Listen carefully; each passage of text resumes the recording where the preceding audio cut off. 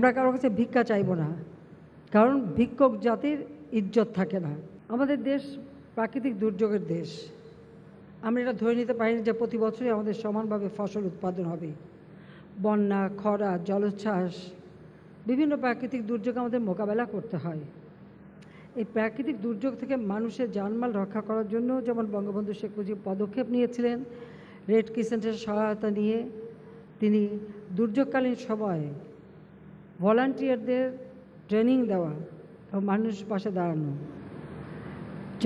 ঝড় জলোচ্ছ্বাস থেকে মানুষকে বাঁচাতে একদিকে যেমন সাইক্লোন শেল্টার করা, সেই সাথে সাথে মুজিব কেল্লা করা, অর্থাৎ শুধু মানুষ না পশু পাখিগুলিও যেন রক্ষা পায় সে ব্যবস্থাটাও কিন্তু জাতিপিতা বঙ্গবন্ধু শেখ মুজিবই করেছিলেন।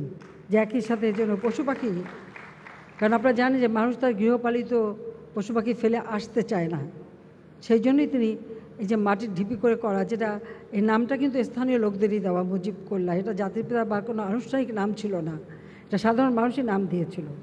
ঠিক সেইভাবেই কিন্তু তিনি দেশের মানুষের সুরক্ষার সাথে সাথে আমাদের গৃহপালিত পশু পাখি বা প্রাকৃতিক সম্পদ রক্ষার পদক্ষেপও জাতির পিতা নিয়েছিলেন।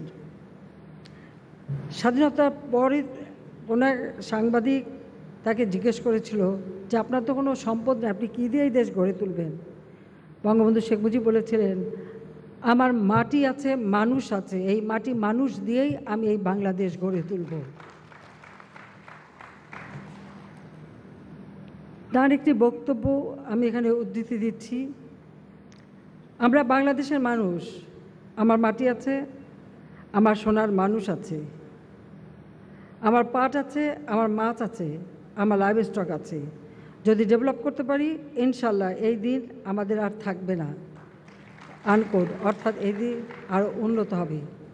1973 সালে আমাদের আরও উন্নত মানের গবাদি পশু আনার জন্য তিনি অস্ট্রেলিয়া থেকে অধিক উৎপাদনশীল ফ্রিজিয়ান ও জার্সি জাতের গাভী এবং সার আমদানি করেন এবং বাংলাদেশে গবাদি পশুর কৃত্রিম প্রজনন করার সূচনাও বঙ্গবন্ধু শেখ মুজিব করে দিয়ে যান।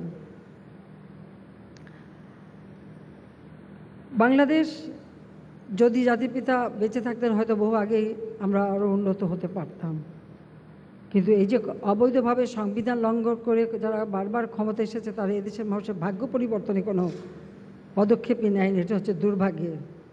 1996 সালে আমি যখন সরকার গঠন করি আমরা দেখলাম 40 লক্ষ মেট্রিক টন খাদ্য ঘাটতি, আর তাছাড়া প্রাণী পশুর খাদ্যের তো অভাবই। এই অবস্থায় আমরা যাত্রা শুরু করেছিলাম। তখন রিজার্ভ মানিও তেমন ছিল না, আমার ইনফ্লেশনও অনেক বেশি ছিল, এশিয়াতে তখন খাদ্যমন্দা।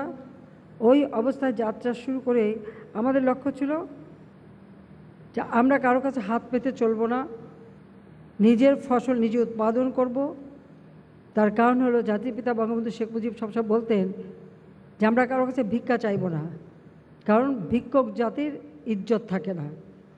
তো ভিক্ষুক জাতির কখনো ইজ্জত থাকে না, কাজে আমরা মান সম্মান নিয়েই বিশ্ব দরবারে মাথা উঁচু করে চলতে চাই, আর সেই আদর্শ নিয়েই কিন্তু আমরা দেশকে এগিয়ে নিয়ে যাবার পদক্ষেপ নিয়েছি।